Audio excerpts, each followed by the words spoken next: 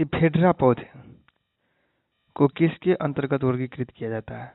अनावृत बीजी, आवृत बीजी, pteridophyta, bryophyta. इसका answer होगा अनावृत बीजी।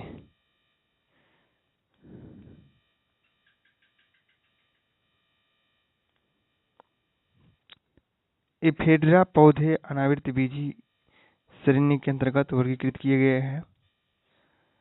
इफेड्रा से इफेड्रीन नामक औषधि बनाई जाती है जिसका उपयोग खांसी दमा के इलाज में किया जाता है।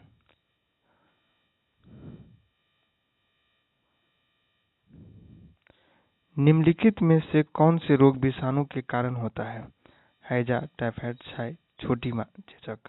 तो इसका आंसर होगा छोटी चेचक।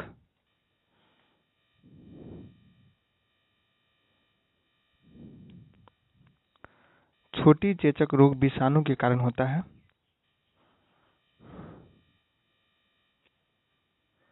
निम्नलिखित में से किसे अपसारी दर्पण भी कहा जाता है? समतल दर्पण को, समतल उत्तल दर्पण को, उत्तल दर्पण को, अवतल दर्पण को।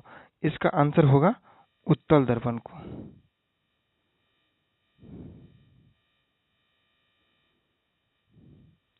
उत्तल दर्पण को अपसारी दर्पण भी कहा जाता है। यह एक वक्राकार दर्पण भी होता है जो अपने ऊपर आपतित किरण को फैला देते हैं अर्थात किरणों का प्रसार कर देते हैं, इसलिए इसे अपसारी कहा जाता है।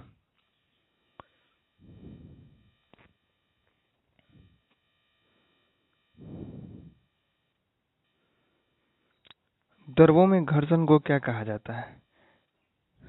विकृत गंधता, विकृति, कठोरता, संयंता। तो इसका आंसर होगा संयंता।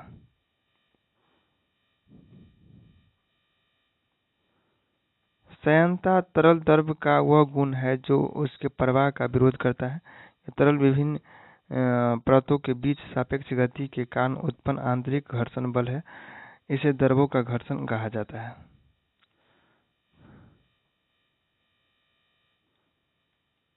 निम्नलिखित में से किससे पादप जगत का उभयचर कहा जाता है? टेरिडोफाइटस, थैलोफाइटस, ब्रायोफाइटस, अनावृत्ति बीजी। तो इसका आंसर होगा ब्रायोफाइटस।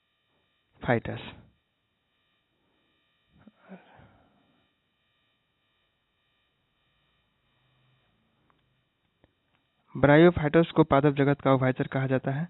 ब्रायोफाइटा में जाइलम एवं फ्लोएम, जाइलम और फ्लोएम उत्तक की कमी होती है। ब्रायोफाइटस पादप मिट्टी में रहते हैं लेकिन प्रजनन के लिए पानी की आवश्यकता होती है। ये नम, आर्द्र और छायादार वातावरण का पसंद करते हैं।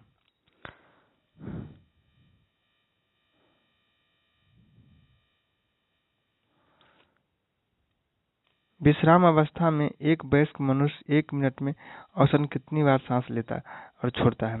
20 से 30 बार, 12 से 15 बार, 18 से 21 बार, 15 से 18 बार। तो इसका आंसर होगा 15 से 18 बार।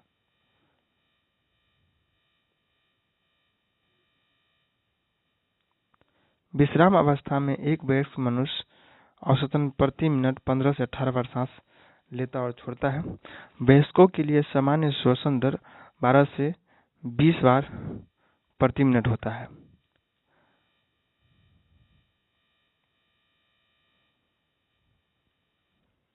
जिस बिंदु पर सभी किरणें मिलती है उसको क्या कहते हैं? मुख्य धुरी, फोकस बिंदु, पोल, एपर्चर। इसका आंसर होगा फोकस बिंदु।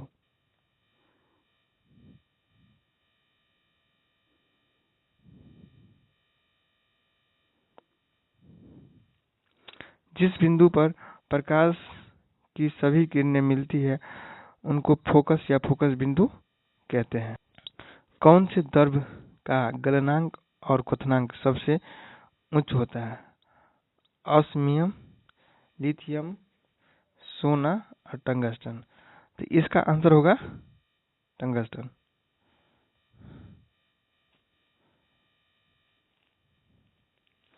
टंगस्टन आवर्त सारणी के छठे आवर्त का तत्व है। इसका गलनांक 3380 डिग्री सेल्सियस तथा क्वथनांक 5930 डिग्री सेल्सियस होता है।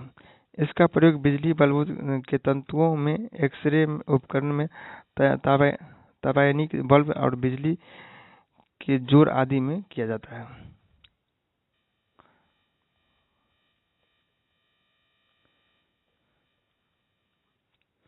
जब दूध खट्टा हो जाता है तो उसमें क्या उत्पन्न होता है? Lactic acid, linoleic acid, salicylic acid, lactose. इसका आंसर होगा लैक्टिक एसिड।